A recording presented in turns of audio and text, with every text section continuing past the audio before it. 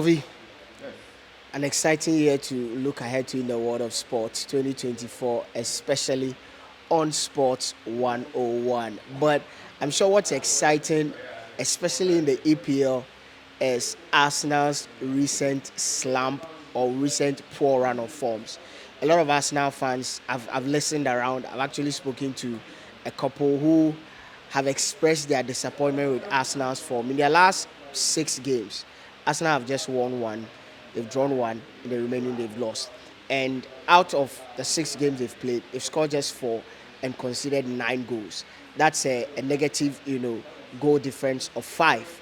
Not so much of an Arsenal team under Arteta that we've come to know. They are very proficient up front.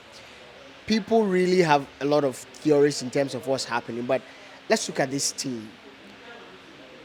Is it an issue of, it's just a bad patch they are on, or is really something for us to be concerned about? I hold my opinion though, but I want to know your thoughts in relation. You've seen them play this season. They lost to Fulham, they lost to Liverpool, they lost to West Ham, they drew 1-1 with Liverpool at Anfield. For me, I think that it was a good result, especially at Anfield. They also drew 1-1 with PSG. So across the various competitions in the Champions League, in the FA Cup, and in the Premier League, Arsenal have won just a game. Not so, for me, convincing of a team that is challenging for the title. What could really be the problem with this Arsenal side? Well, I think the beginning of season, when Arsenal decided to make all of those purchases, brought in Kai Havertz, brought in Declan Rice, brought in Justin Timber. Um, the issue is that Arsenal addressed some of the issues they needed to address from last season. And for me, when you see Arsenal play, they are a delight to watch. When you see Arsenal in their pump, in their flow, they are actually a delight to watch. I look at this Arsenal team, I look at the goalkeeping department. Ramsdale was there. They decided to bring in Raya, and I think that they've had good competition in there. They fit, at least Raya fits the template of prototype of goalkeeper that Arteta wants his team playing with. So they are comfortable passing and making plays from the back. You look at the centre back positions, Gabriel together with Saliba, absolutely phenomenal. Zichenko, because of the overload he brings into that midfield, he's not one of your favorite left full backs, you understand? But White together with Tomiyasu, Partey has been played 3 times at the right fullback position this season. Exactly. So you look at the Arsenal defense, solid for me, solid. They go about their business very well. Then there is the issue of the midfield. I think Declan Rice, fantastic signing. I mean, he's an alpha male. You look at the mentality he brings into that Arsenal dressing room. And then there's Odegaard. I think that Odegaard is one of the few unsung heroes in this Arsenal team. Does his job very well and leads the team very well. There is the other constant in that midfield. And in fact, I've spoken to a lot of football pundits, I've spoken to a lot of fans. They feel that ideally the triumvirates that should be operating, the perfect three that should be operating in the midfield of Arsenal has to be Partey, Rice, and then Odegaard. But you realize that because of a problem that they had last season, and the biggest problem that this Arsenal team had was finishing off moves. Because of that, the manager decided to spend big on Kai Havertz. You understand? Kai Havertz is somebody who brings in a lot of confusion. I mean, he brings in a lot of chaos into sometimes a perfect ecosystem. So he's a problem you wouldn't want to have. You understand? He's a fantastic player all throughout his career at Leverkusen, in Germany, and with Chelsea. On the biggest of stages, he's a guy who has always delivered. But the issue with Arsenal now is that Arsenal need a killer.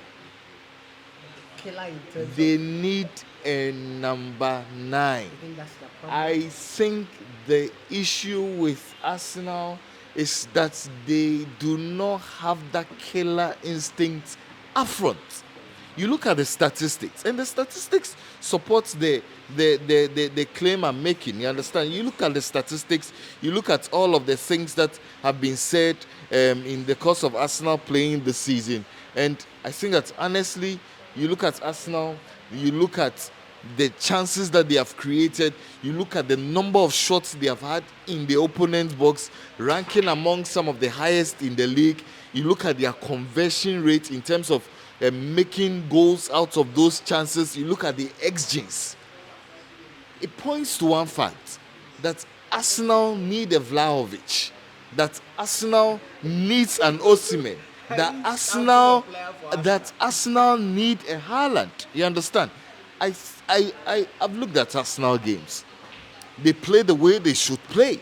They play the way you expect them to play. And no, There's no way they should have lost that. exactly, against Liverpool, there's no way they should have lost that game. I mean, and you can try to correct all of those mistakes on the pitch. The issue with Arsenal is that I personally think that the front three, Gabriel, Martinelli, Saka, they overachieved last season. I think that they real need double strikes exactly. and assists and I goals. think that last season was an unreal season for the three up front for Arsenal. They hit heights that nobody expected them to. They hit heights that are unsustainable. He created a mirage for the coach to So, think that so I don't I need mean, them. you realize that the coach, because of the performances that the front three put in last season, probably thought that, oh, okay, I do not need a number 9. I think that we are more than enough with this front three. But the point is that these boys have dropped to their normal level this season. Saka is becoming more profligate. Martinelli, I mean, he's the worst culprit among the front three in terms of Gabriel, Saka, and then Jesus. So the issues, there are myriad of issues, myriad of issues at Arsenal. But I think that the first issue I can point out is that Arsenal need a striker. They need a central presence in that box. They need a domineering figure in that box. And until they address that issue, I think they are going away. I hold a different. I agree with you on the bit that I feel Arteta has said he doesn't really need a striker, basically because of the point you made that last season. If you look at the numbers the front three put up, why would you need a striker if your front three they're all putting up double figures in assist and goal? So in a way you'd want to think, okay, I can go with them, but I think that they can do without a striker. And you made mention of the numbers. Let me run by you some figures here. Probably it would add to your argument. So this season, Arsenal have scored 37 goals. They've scored 12 at home. They've scored 22 at home. And they've scored 15 away. They've conceded both 10 goals home and away. They have a goal difference of plus 12 at home and plus 5 at away. But open play, they've had 19 goals, set pieces 11, free kicks they are yet to score, penalty 6, own goals 1. They are averaging an expected goal in terms of their XG 37.2. That's huge. So in a way, this season they've surpassed what they did last season in terms of their average score per their XG. Now, Declan Bukayo Saka is their leading goal scorer, 6. Last season, by this time, he had scored 9 goals. So in a way, there's a decline. There's Edin Ketia. Last season, he has upped up his goal. Last season, around this time, he has scored just 3.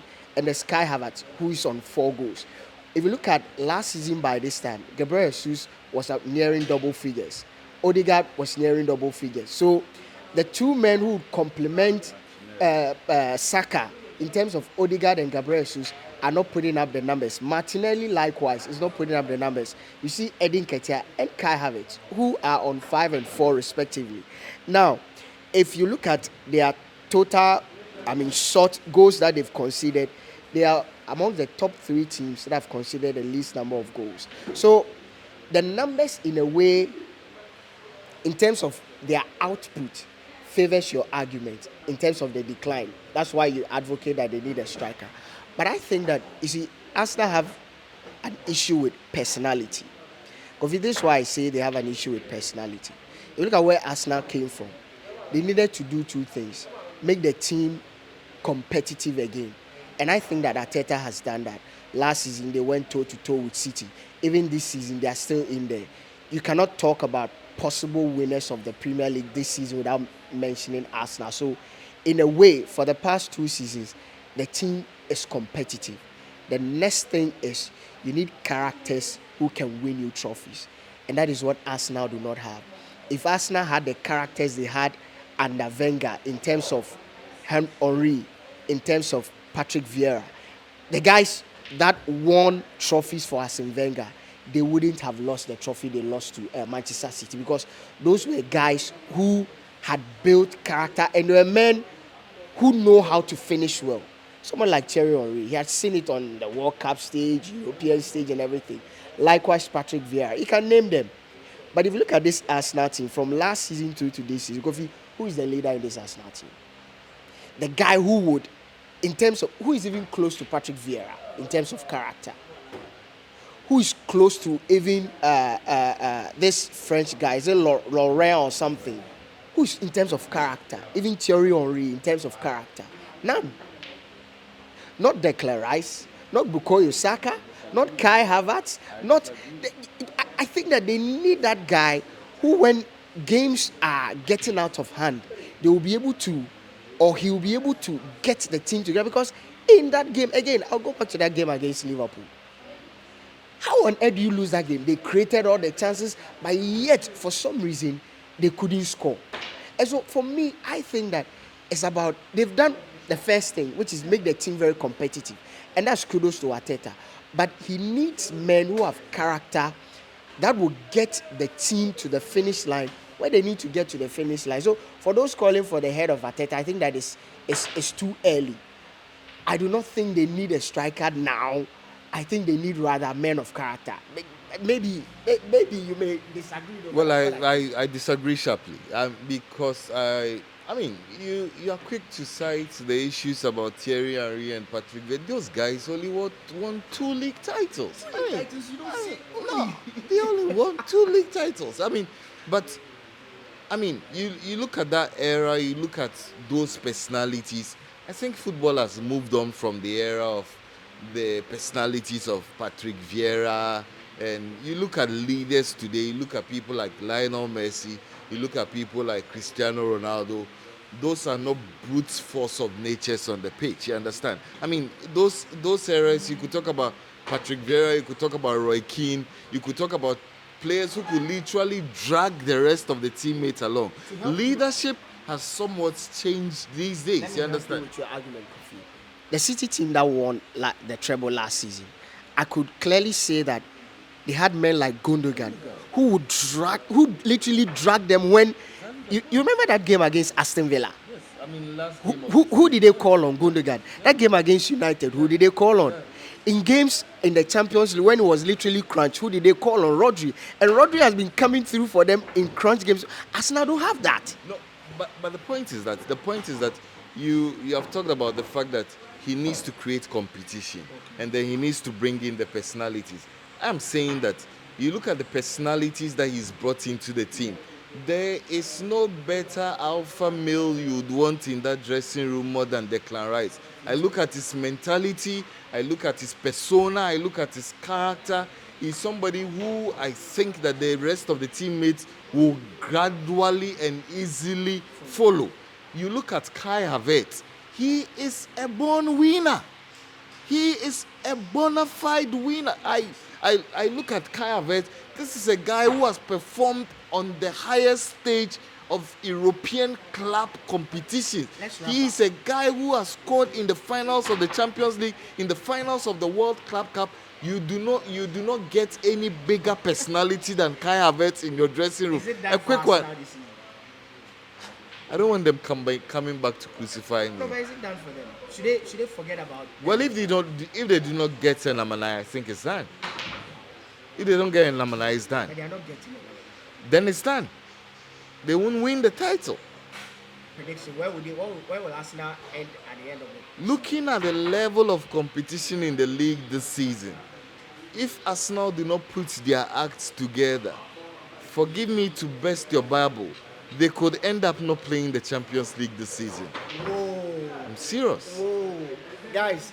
Kofi has made a bold prediction.